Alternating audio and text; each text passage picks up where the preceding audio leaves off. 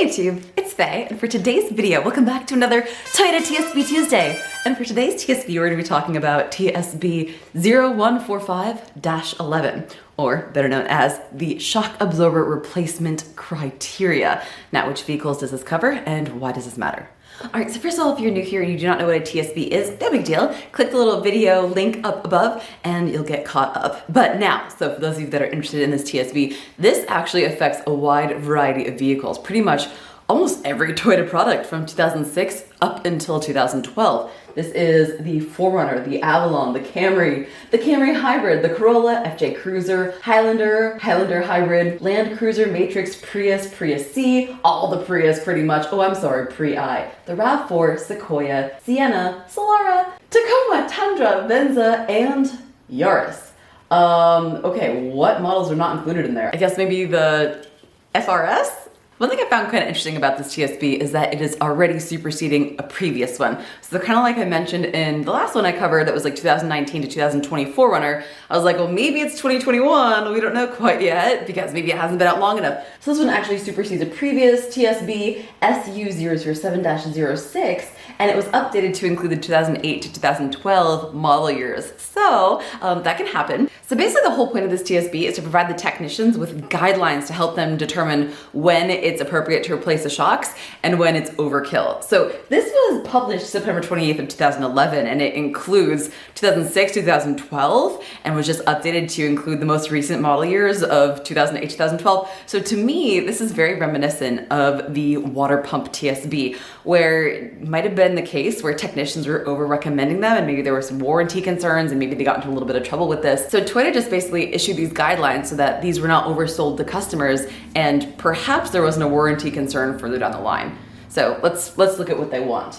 So here they're providing us with images of a variety of different shock types and, you know, a little diagram with severity from 1 to 5 with a minor oil seep, which they call normal, up to complete drenching of the entire shock. Now, these shocks are hydraulic, they are oil filled, and there is a seal inside which allows that inner rod to move up and down as the suspension compresses and expands. So there's gonna be a little bit of liquid loss in that seal as that piston basically like rides in and out every time that shock is used, every time that shock absorbs road vibration. So this is normal. A little bit of seepage is, you know, normal, I guess. However, I have seen shocks that have tons of miles on them and don't have any oil seepage at all. Yes, hydraulic ones. Yes, oil-filled hydraulic ones. So what we're seeing in these first two images where the shock is combined in a McPherson strut assembly and it has that sort of spring perch area, when that oil drifts below that spring perch, that's when that leak is considered excessive, and that's when a technician can, you know, reasonably recommend that that shock or strut gets replaced. Anything less than that is normal wear. And in the freestanding shock absorber type, pretty much if the oil is drenching more than half of that lower shock portion, then that is also abnormal and then it should be replaced. And then any sort of like major leakage, like a huge drip down the side, is not normal at all. So, all right, why is this important to talk about? Well, you know, in a lot of situations where there's any sort of oil seal that's riding on a shaft that's gonna be like, you know, used over and over and over again, you're gonna have a little bit of seepage. And what Toyota is basically saying is this is normal, and if you replace this, maybe just a few months down the line, or maybe even just like a year or so down the line, you're gonna see that again. So really, in a lot of these circumstances, as soon as you drive the car, you're wearing all sorts of components. So you're really playing this constant game of cost-benefit analysis where you're trying to get the maximum life out of every single one of your wear components until it gets to the point where it's causing damage to other things, or it's like causing a safety concern, if that makes sense. So in the case of these shocks, if they're still dampening okay and they're not affecting really anything else in the system, then a little bit of oil seepage is really not that big of a deal, and you're probably just better off leaving them alone and saving your money until it actually becomes a problem. So this is the way that Toyota is helping the technicians and the customer get the best bang for their buck and just make sure that they're not prematurely replacing these struts.